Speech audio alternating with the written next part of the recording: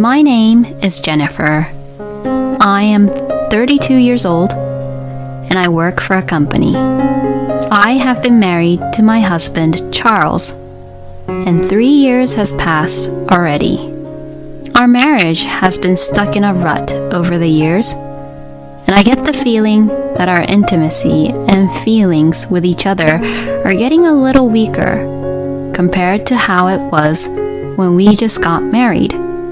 But I would like to believe that we still love each other in one way or another. We do occasionally fight, but we celebrate each other's birthdays and the wedding anniversaries every year, and we are able to live together without any major issues. So perhaps we are gradually becoming more like a family than just a lovey-dovey married couple. For me, I didn't have that much problem with the relationship I had with my husband. But I had some issues with my relationship that I had with my mother-in-law, Laura. Laura was what you'd call a typical bullying the wife type of mother-in-law, and so she would pick on me and bully me, and I was the victim to her trap. Oh gosh, the meals that you cook, Jennifer, is not very tasty. I mean, it's really tasteless, and it's not that even good.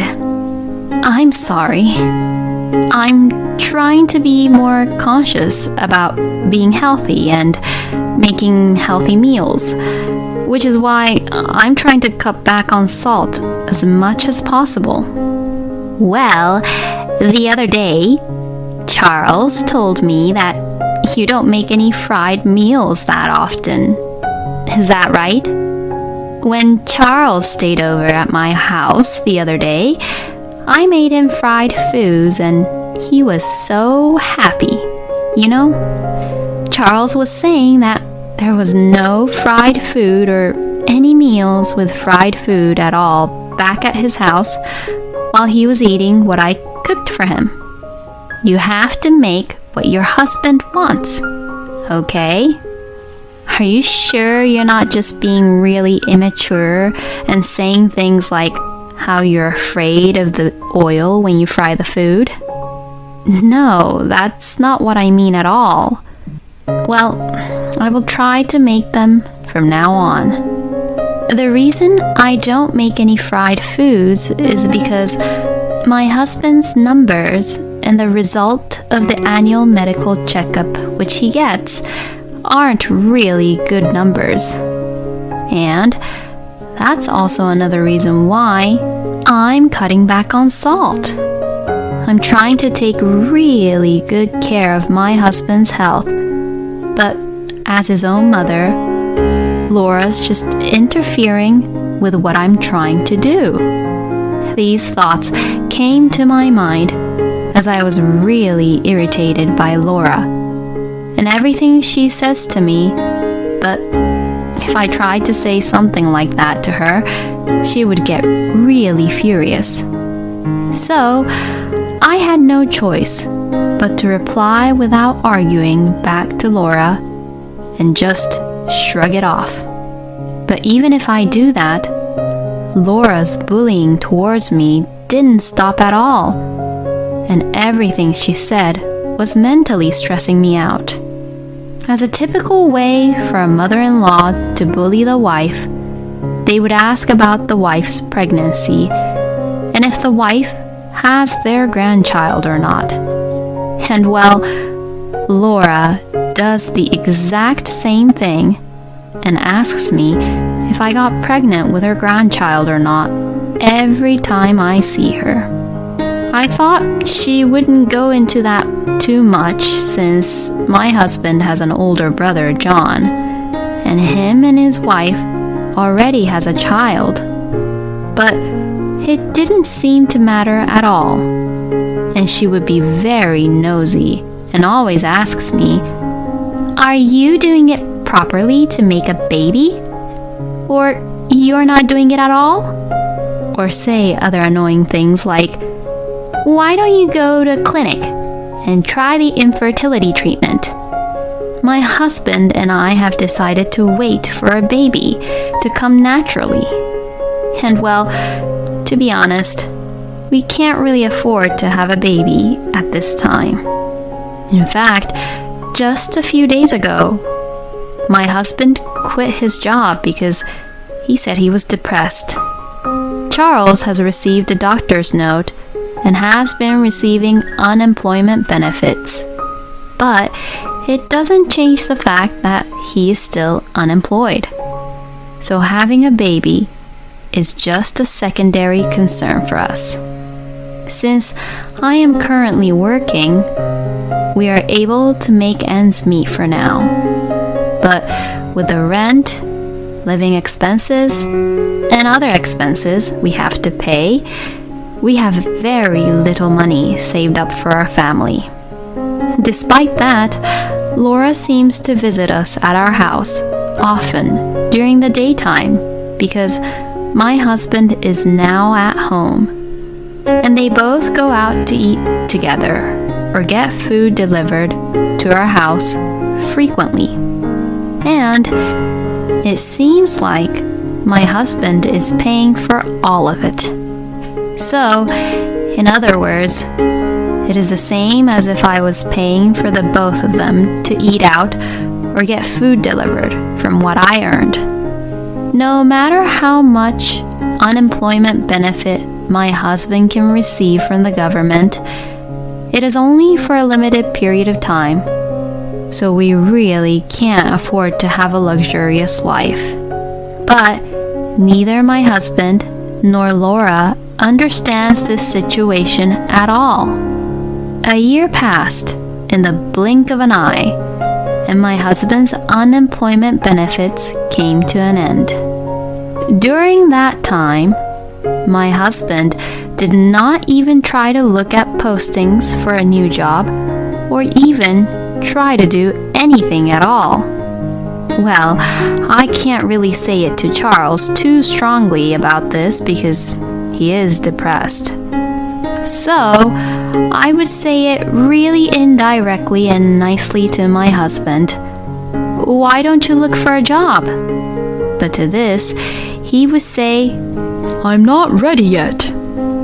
But my husband is really energetic. I mean, he eats a lot and does no house chores or try to help around the house and plays video games all the time.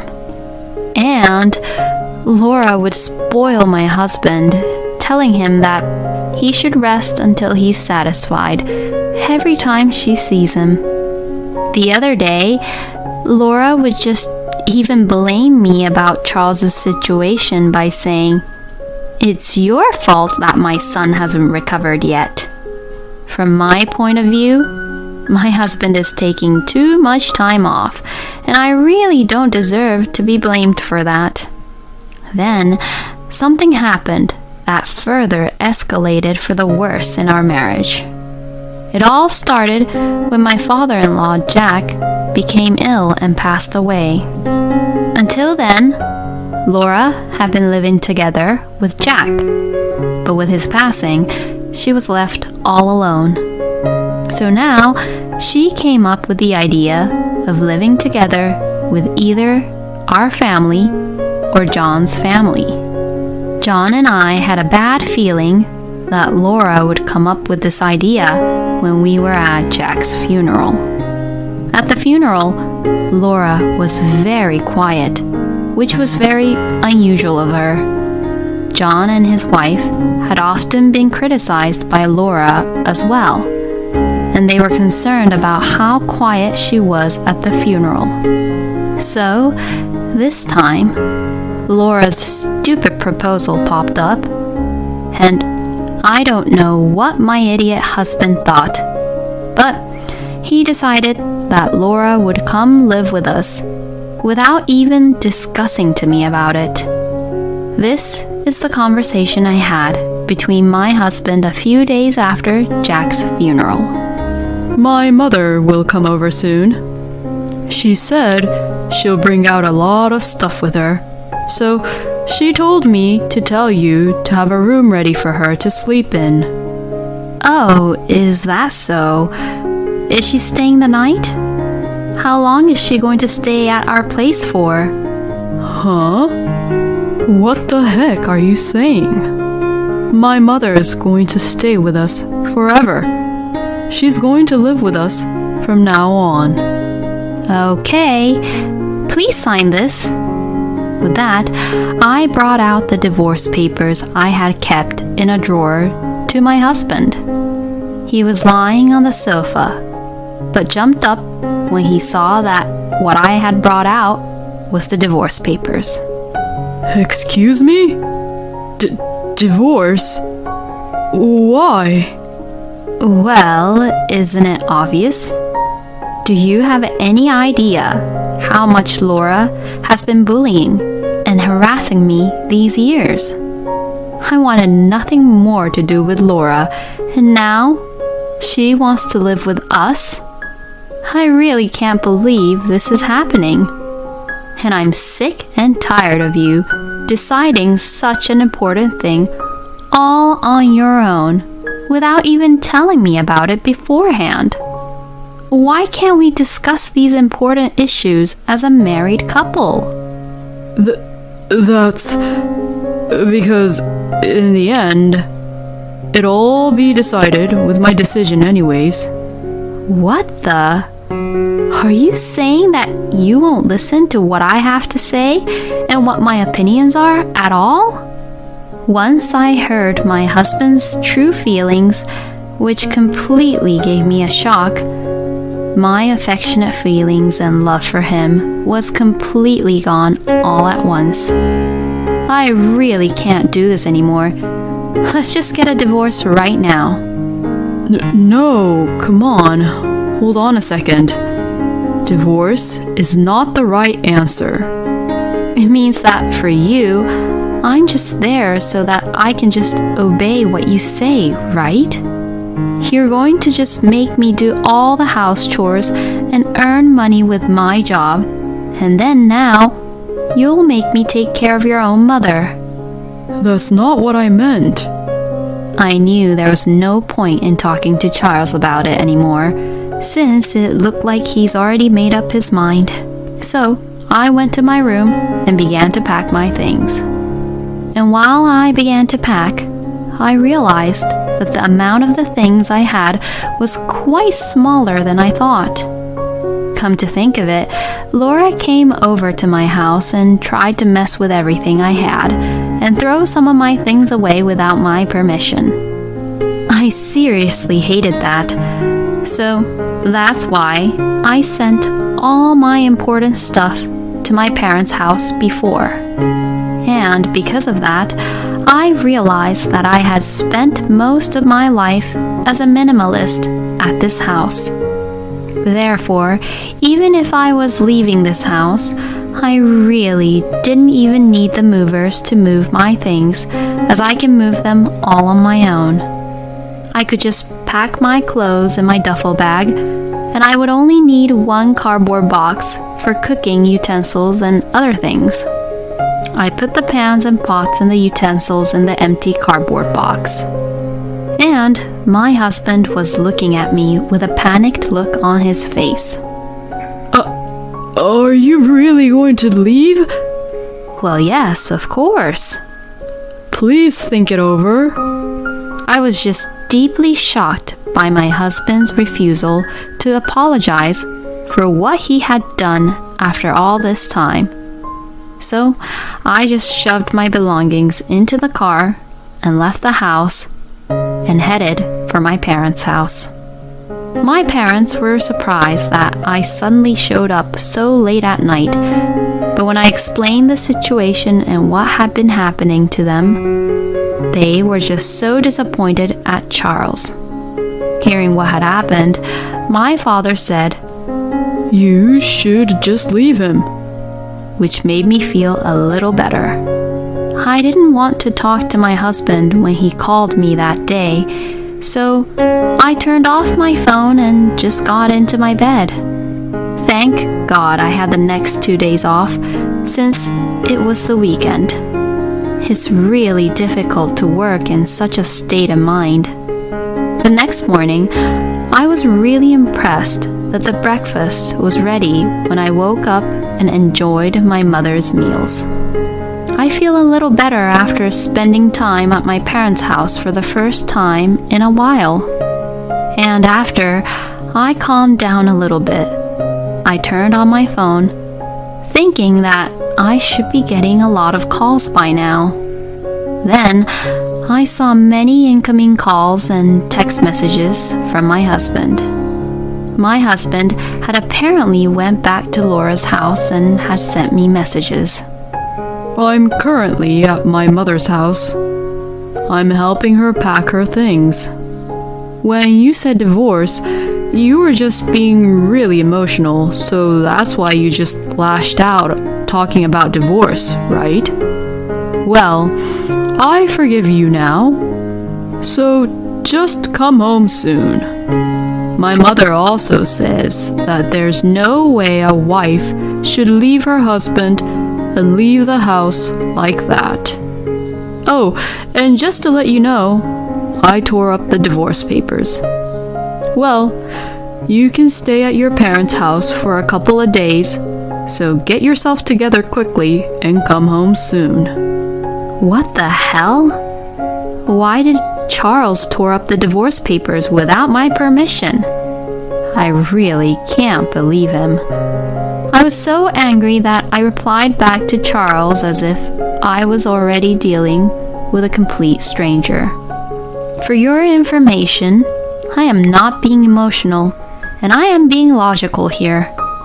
The reason I want to divorce you is not just the fact that you said we were living together with Laura. First of all, you quit your job without even telling me. And after that, you did not look for any jobs at all and just stayed at home, relaxing around. And you did no house chores or even tried to help around the house at all. I can already hear your excuse saying that it was because you were depressed, but I know that it's not true, you know. The other day, I happened to meet a colleague of yours. You remember Bill, who was at our wedding, right? Well, he said that the reason you quit was because you had an argument with your boss. Plus, Bill said that you made a mistake and it was your fault. But you went against your boss, who was angry with you for the mistake you made on your own, huh? And yet, you took advantage of the company's strict compliance rules and you lied, claiming you were receiving power harassment by your boss, and then went to the hospital to get the doctor's note to show that you were depressed. What a low-life scumbag you are. Who would want to stay married to such a person like you? I will send you the divorce papers later on, so please make sure you check it and sign them this time. If you don't sign the papers, I will lawyer up and sue you so we can fight in court. It's so refreshing to say all the things I wanted to say to my husband finally. After sending this message, my husband stopped responding to me at all. Then, the day after I sent the divorce papers, I received a message from Charles saying that he had signed the papers and submitted them. It seems that he was quite scared of my text messages. I replied, "Please don't ever contact me again," and blocked Charles's number. As for my ex-husband after that, John told me all about the details. He said that my ex-husband was evicted from his house because he couldn't pay the rent after I left. He then returned to Laura's house and is now an unemployed scumbag and relying all on Laura's pension.